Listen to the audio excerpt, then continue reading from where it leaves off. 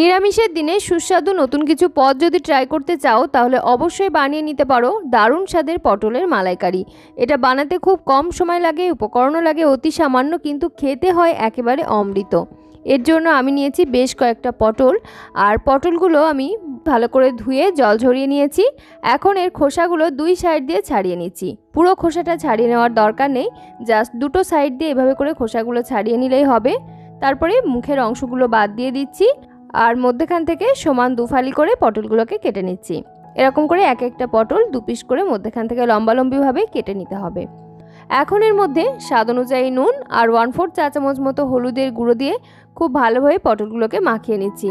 পটলের মধ্যে মশলা মাখিয়ে 5-7 মিনিটের মতো একটা সাইডে রেখে দিচ্ছি, তাতে করে পটলের মধ্যে নুন হলুদটা ভালোভাবে প্রবেশ করতে পারবে। এই পর্যায়ে আমরা একটা মশলা তৈরি করে নেব।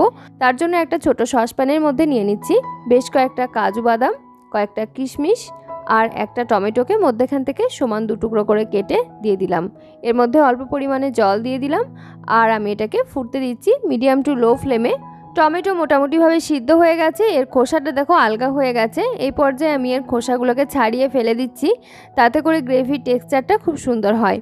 টমেটো, কাজু এবং কিশমিশ পুরোপুরি সিদ্ধ হয়ে গেছে। এটাকে আমি নামিয়ে এক সাইডে রেখে দিলাম ঠান্ডা হওয়ার জন্য। আর এই পর্যায়ে আমি একটা কড়াই বসিয়ে নিয়েছি, আর তার মধ্যে নিয়ে নিলাম বেশ খানিকটা সরিষার তেল। এই তেলেতেই কিন্তু পুরো রান্নাটা কমপ্লিট হয়ে যাবে, এর বাইরে আর কিন্তু তেল অ্যাড করার প্রয়োজন পড়বে না। পটলগুলোকে আমি এই পর্যায়ে ভেজে নিচ্ছি। পটলগুলো বেশ কিছুক্ষণ ম্যারিনেট করে রাখার ফলে এর মধ্যে মশলাটা ভালোভাবে ঢুকে গেছে, আর কিছুটা পরিমাণ জলও কিন্তু বেরিয়ে গেছে। পটলগুলো উল্টে পাল্টে লাল লাল করে ভেজে নিচ্ছি। খুব বেশি একটা লাল রং ধরানোর দরকার নেই, পটলের কাঁচা গন্ধটা চলে যাওয়া পর্যন্ত হালকাভাবে ভেজে নিতে হবে। এগুলো ভাজা হতে থাক, সেই ফাঁকে আমরা গ্রেভির জন্য মশলাটা রেডি করে নিই। কাজু, কিশমিশ এবং টমেটো যেগুলো আগে থেকে সিদ্ধ করে রেখেছিলাম ঠান্ডা হয়ে গেছে, এগুলোকে এখন মিক্সার গ্রাইন্ডার জারের মধ্যে নিয়ে নিলাম, আর সেই সাথে অ্যাড করে দিচ্ছি 1/2 কাপ পরিমাণ ফ্রেশ কোরানো নারকেল।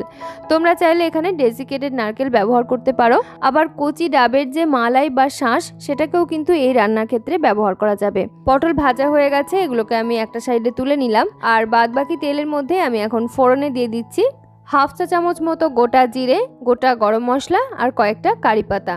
কারি পাতার সঙ্গে রাই খুব ভালো যায় ফোড়নে। তোমরা চাইলে এর সঙ্গে কয়েকটা কালো সর্ষেও অ্যাড করতে পারো। ফোড়নটা ভাজা ভাজা হয়ে সুন্দর গন্ধ বেরোতে শুরু করলে এই পর্যায়ে গুঁড়ো মশলাগুলো অ্যাড করে দিচ্ছি। 1/2 চা চামচ হলুদের গুঁড়ো এবং 1/2 চা চামচ লঙ্কার গুঁড়ো দিয়ে দিলাম, আর সেই সাথে নারকেল, টমেটো, কাজু বাদাম, কিশমিশের যে পেস্টটা আমরা তৈরি করে রেখেছিলাম সেই পেস্টটাকেও অ্যাড করে দিলাম। এবারে সমস্ত কিছু মশলার সাথে খুব ভালোভাবে কষিয়ে নিচ্ছি। ফ্লেমটা রাখতে হবে এই পর্যায়ে মিডিয়াম টু লোয়ের দিকে। ফ্লেমটা বাড়ানো থাকলে মশলা কিন্তু নিচের দিকে চিপকে যাওয়ার সম্ভাবনা থাকবে।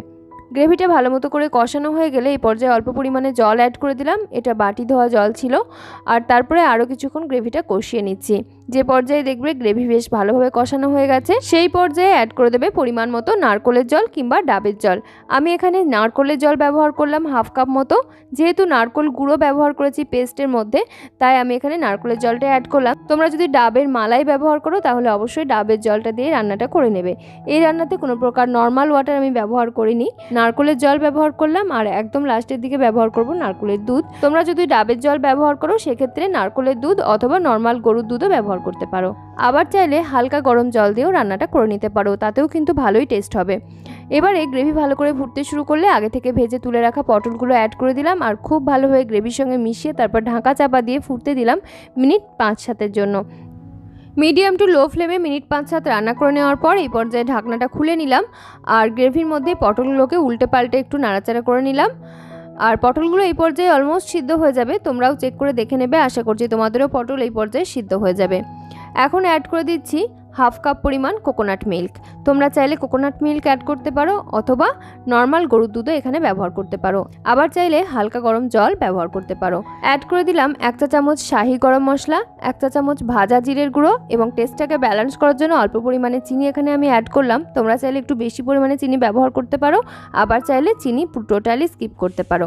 গ্রেভির সঙ্গে সমস্ত কিছু খুব ভালোভাবে মিশিয়ে নিলাম, আর সব শেষে সুন্দর গন্ধের জন্য কয়েকটা কারি পাতা আমি 2 হাতের মধ্যে এইভাবে একটু ঘষে ঘষে ঘষে তারপরে অ্যাড করে দিলাম, তাতে করে কারি পাতার গন্ধটা খুব সুন্দর আসে। আর পটলের মালাইকারির মধ্যে কারি পাতার গন্ধটা ভীষণই ভালো লাগে। তোমরা অবশ্যই একবার ট্রাই করে দেখো, ভীষণ ভালো লাগে। আর ঢাকা চাপা দিয়ে মিডিয়াম টু লো ফ্লেমে আবারও 2-3 মিনিট মতো রান্না করে নিচ্ছি।